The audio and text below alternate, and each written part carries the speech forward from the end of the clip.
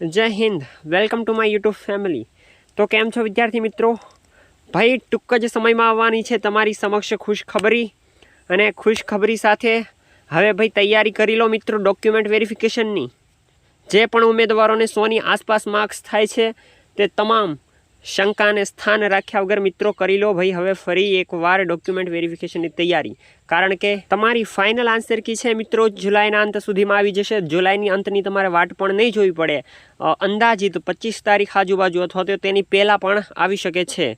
અને સાથે મિત્રો તમારું જે ફાઇનલ મેરિટ છે એ પણ જુલાઈની અંત સુધીમાં અથવા તો ઓગસ્ટના પ્રથમ અઠવાડિયામાં આવી શકે છે। અને કદાચ મિત્રો ધારણા કરી લો કે તમારી જે ફાઇનલ આન્સર કી છે એ ન આવે, 25 તારીખે પણ ન આવે ને જુલાઈમાં પણ ન આવે, અથવા તો કઈ રીતે આવશે મતલબ એમ કે તમારી ફાઇનલ આન્સર કી, તો મિત્રો તમારું જે ફાઇનલ મેરિટ આવશે એ મેરિટ અને જે તમારી ફાઇનલ આન્સર કી છે તે બંને સાથે આવવાની શક્યતા પણ છે।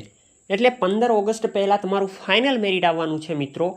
ઓકે, તો તેની સાથે સાથે તમારી ફાઇનલ આન્સર કી પણ આવી જ જવાની છે। ઓકે મિત્રો, ઘણા બધા ઉમેદવારોનો એક કોમન પ્રશ્ન હતો, કોમન એની કોમેન્ટો હતી મિત્રો કે ભાઈ અમારે પાર્ટ એમાં 40% જે લાવવાના છે ક્રાઇટેરિયા છે એ પૂર્ણ નથી થતો, ક્યાંક ને ક્યાંક 1 થી 2 માર્ક્સ ઘટે છે, તો અમારે શું કરવું? અમારે પાર્ટ બીમાં તો સારા માર્ક્સ છે, તો અમે શું પાસ થઈ શકશું? તો મિત્રો તેના માટે એક લાસ્ટ ઓપ્શન છે, મેરિટ સાથે જો ફાઇનલ આન્સર કી આવે તો એ ફાઇનલ આન્સર કીને આવવા દો, અને ફાઇનલ આન્સર કી લાગે તો એવું જ છે કે જુલાઈમાં આપી દો, કે કારણ કે તેની અપડેટ છે એટલા માટે। એટલે તમે ફાઇનલ આન્સર કી આવવા દો, ફાઇનલ આન્સર કીમાં પ્રશ્નો રદ થશે જ, અને એ પ્રશ્નો રદ થાય તેના પ્રમાણે જે ગ્રેસિંગ મળશે એના આધારે તમારું નામ આવી શકે છે। ઓકે, એટલે હાલમાં તમામ એકેડમીનું જે મેરિટ છે, તમામ ઉમેદવારોના જે માર્ક્સ છે મિત્રો એ પ્રોવિઝનલ આન્સર કી પ્રમાણે છે। ઓકે, એટલે ફાઇનલ આન્સર કી આવવા દો, ત્યારબાદ તમામ ઉમેદવારોનું મેરિટ પણ બદલશે, માર્ક્સમાં ફેરફાર આવશે, એકેડમીના મેરિટમાં પણ ફેરફાર આવશે, અને હજી એવું લાગે તો છે કે મેરિટ છે મિત્રો 100ની અંદર પણ રહે,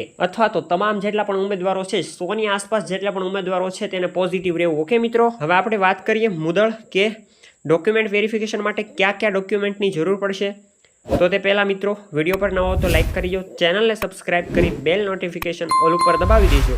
આવી જ માહિતી આપણે તમારા સમક્ષ લાવવાના છીએ, અને તમારા માટે મિત્રો આટલું જ નહીં, આનાથી પણ સ્પેશિયલી લાવવાના છીએ આપણે, તો ચેનલને સબસ્ક્રાઇબ કરી બેલ નોટિફિકેશનની ઘંટડી ઓલ ઉપર રાખજો। ઓકે, તો હવે જેટલા પણ ડોક્યુમેન્ટ કહું છું મિત્રો એ સાઈડમાં લખી નાખજો, કે તમે નોટમાં લખી નાખજો। તો પહેલું સર્ટી છે મિત્રો ડોમિસાઇલ। ડોમિસાઇલ છે તમામ ઉમેદવારોને ખાસ અને ફરજિયાત હોય છે। ઓકે, ડોમિસાઇલ વિશે તમને ન ખબર હોય તો જણાવી દઉં કે ડોમિસાઇલ છે મિત્રો તમારી પર કોઈ કાર્યવાહી નથી ચાલુ, હાલમાં કોઈ કેસ કબાડા નથી ને તમારી પર, એના ઉપર આધારિત હોય છે। એમાં પોલીસનો દાખલો પણ જોઈએ છે, તમને પોલીસ સ્ટેશનથી મળી જાય। ઓકે, જે તમે વકીલ પાસે જાઓ એટલે એ તમને કહેશે કયા કયા ડોક્યુમેન્ટની જરૂર પડે। ઓકે, અને આ જે ડોમિસાઇલનું પ્રમાણપત્ર છે ને મિત્રો એ તમામ વ્યક્તિને જરૂર હોય છે, ગુજરાતના તમામ વ્યક્તિને, અને તમામ પરીક્ષામાં આ માંગે જ છે। ઓકે, બીજું છે મિત્રો નોન ક્રિમિલિયર।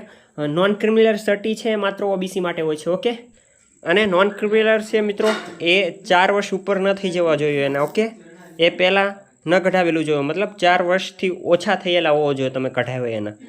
પછી પાસપોર્ટ સાઇઝના ફોટા તો હોવા જોઈએ મિત્રો, એ તો ફરજિયાત છે। પછી ત્રીજી મહત્વની બાબત એ છે મિત્રો કે કોઈને પણ માની લો કે કોઈ પણ અલગ અલગ ડોક્યુમેન્ટમાં અલગ અલગ સરનેમ છે, અથવા તો આગળ પાછળ સરનેમ છે, કંઈક ભૂલ છે, ઓકે, જન્મ તારીખમાં કંઈ ફેર છે, તો તે તમામના સુધારા માટે તમે વકીલ પાસે જઈ શકો છો, અને વકીલ પાસે એફિડેવિટ કરાવી શકો છો। વકીલે એમ કહો છો કે સોગંદનામું કરાવવાનું છે, એ સોગંદનામામાં તમારે લખી દેવાનું કે જે આ નામ છે બંને એક જ છે, આ એક જ વ્યક્તિ છે। ઓકે, અને એનો આધાર પુરાવો એ એક ડોક્યુમેન્ટ તરીકે તમને મામલતદાર જાઓ ત્યાં કરી દે છે। બીજા હવે એવું બોલું છે તમામ ડોક્યુમેન્ટ સાથે જોઈશે મિત્રો।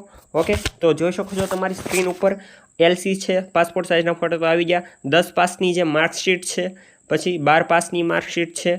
ઓકે, જાતિનું પ્રમાણપત્ર, જાતિનું પ્રમાણપત્ર મિત્રો ખાસ જરૂરી છે। ઓકે, આમાં કંઈ ક્વેરી ના હોવી જોઈએ। ઓકે, પછી ઓબીસી માટે તો નોન ક્રિમિનલ છે જ, અને તમારું જે ફોટો આઈડેન્ટિફિકેશન મિત્રો, ફોટો આઈડેન્ટિફિકેશન એટલે તમારી પાસે આધાર કાર્ડ ને પાન કાર્ડ ઘણા બધા કોમન ઉમેદવારો પાસે હોય છે। ઓકે, અને ડ્રાઇવિંગ લાઇસન્સ એ પણ એક આઈડી પ્રૂફ છે। ઓકે, તમારું એ તો કોઈ જેની પાસે હોય તેની પાસે, બાકી તમારી પાસે પાન કાર્ડ ને આધાર કાર્ડ હોય એટલે ચાલે।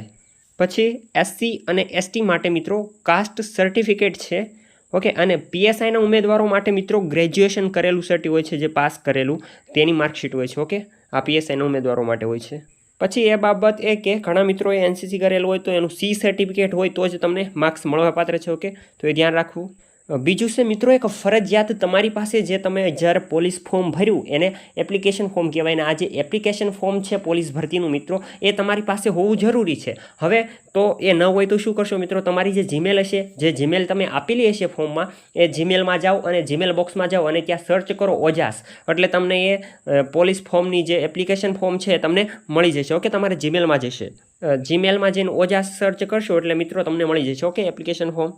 પછી આપણે જે ફિઝિકલ પાસ કર્યું છે મિત્રો, આપણે ગ્રાઉન્ડ પાસ કરીને આવે પછી આપણી હાઇટ માપે, છાતી માપે, પછી જે આપણને ઓરિજિનલ લોગાવાળું PST આપે ને, PET, આ ઓરિજિનલ ફોર્મ હોવું જરૂરી છે. ઓકે મિત્રો. હવે મિત્રો આ જે તમારું એપ્લિકેશન ફોર્મ છે અને જે આ પાસ કરેલું જે તમારું PST છે ઓરિજિનલ લોગાવાળું, એ ખોવાઈ ગયું હોય ને તો હવે મેળવવા માટે ત્યાં કાર્ય કરતા જે અધિકારીઓ છે ને તે અધિકારીઓને તમે કહેશો એટલે કાઢી દેશો. ઓકે, મોસ્ટ ઓફલી કાઢી જ દે તમને. થોડી ઘણી રિક્વેસ્ટ કરશો એટલે મિત્રો તમારે જે પણ ડોક્યુમેન્ટ જરૂરી રહેશે એ તમને તેની પાસેથી મળી જશે, જે આપણે આ માંગે છે એપ્લિકેશન ફોર્મ અને આ જે આપણે ફિઝિકલ પાસ કર્યું એનું ઓરિજિનલ લોગાવાળું. ઓકે સર્ટી. તો મિત્રો બસ આજના વિડીયોમાં આ જ કહેવાનું હતું. તો મળીશું આવી જ માહિતી સાથે ફરી એકવાર. ત્યાં સુધી તમામ મિત્રોને, ઉમેદવારોને જય હિન્દ.